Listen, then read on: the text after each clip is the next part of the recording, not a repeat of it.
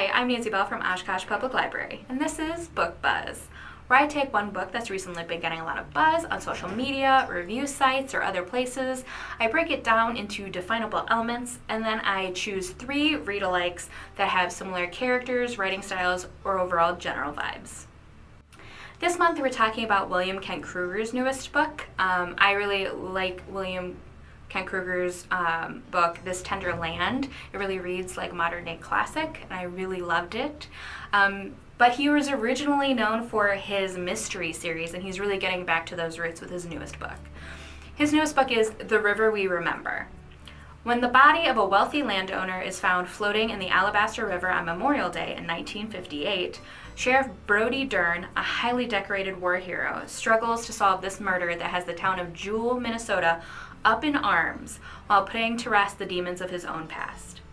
Kruger deep dives into the intricate backstories of a full cast of characters to fully paint a portrait of a small town in distress with past incidents of sexual abuse, suicides, and racial discrimination. And it's those things that actually make this a difficult case to solve.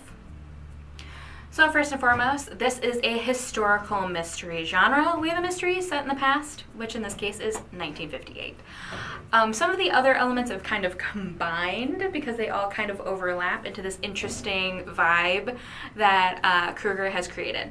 So I think that it's pretty fast-paced, but it's also character-driven and intricately plotted. Let's unpack that. So it's alternate pacing, really. So there's a mystery to be solved, which means that some of it is really plot-driven and moves the plot quickly at certain points because new evidence must be addressed, and it really quickens the pace. But Kruger is also diving into these intricate backstories and questions about character motivations, which makes it character-driven and feels like the plot really slows down. And combining those two things, it's this complex knot of information that we need to wade through and detangle to really solve this mystery, creating an intricate plot.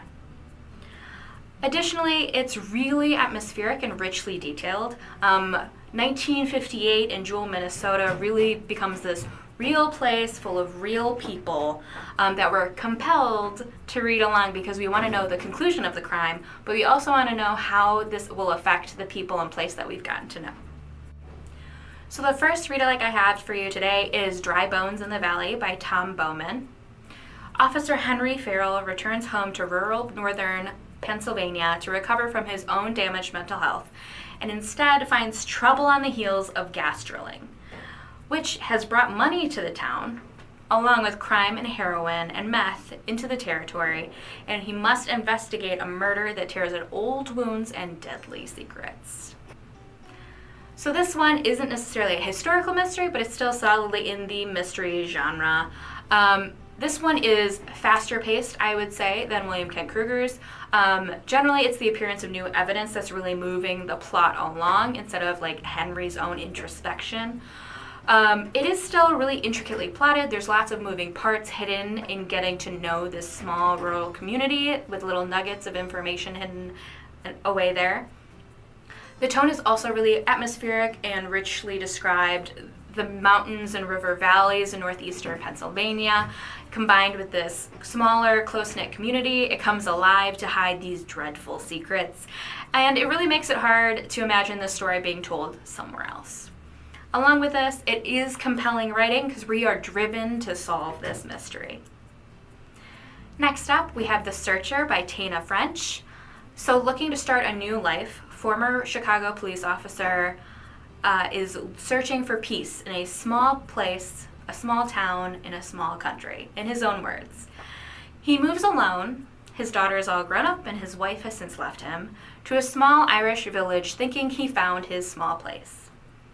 Then a teenager named Trey starts hanging around. Trey, whose brother is missing and no one seems to care. They all think that Brendan has run off like their father did. So Cal comes out of retirement one last time for one last case to help find the missing kid. And instead, he discovers that he didn't actually leave behind crime and violence in the big city. So this one is also a mystery. There is a case to be solved. This one is more leisurely paced. It's a slower moving plot than normally you would think if there was a mystery to be solved, but that is because the characters are so well developed. There's a really in-depth backstory for Cal's inner life and other internal motivations going into this case. And then going between those two things where like the very current crime investigation is happening, and then Cal's internal monologue, it creates this really intricately plotted story.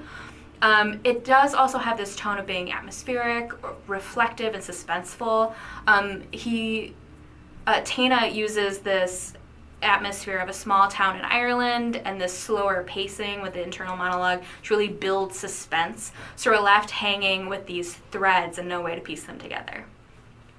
And then because we have those threads, and because we really care about Cal and Trey and Brendan with the well-developed character backdrop, we're really compelled to keep reading until we finally solve the mystery.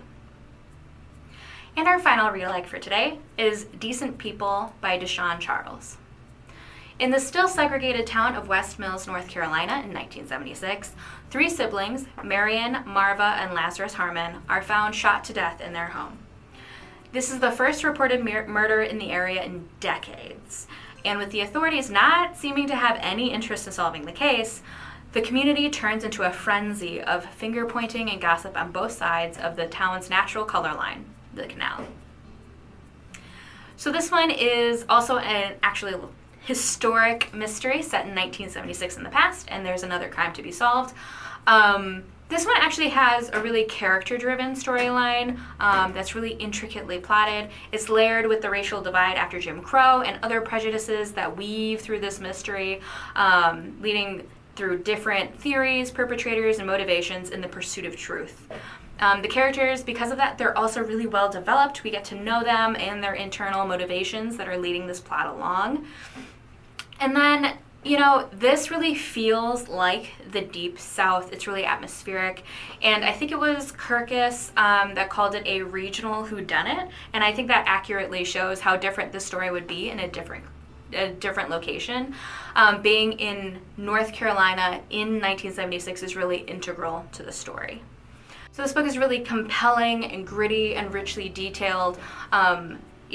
Really describing the crime as well as the location it's set in. And then we really care about the characters that we're reading about, and we want this crime to be resolved all up in a happy bow. But you'll have to read to see if that works out. So those are the 3 read-alikes I have for you today. If you liked this video, go ahead and give it a like and subscribe to the library's YouTube channel for more content.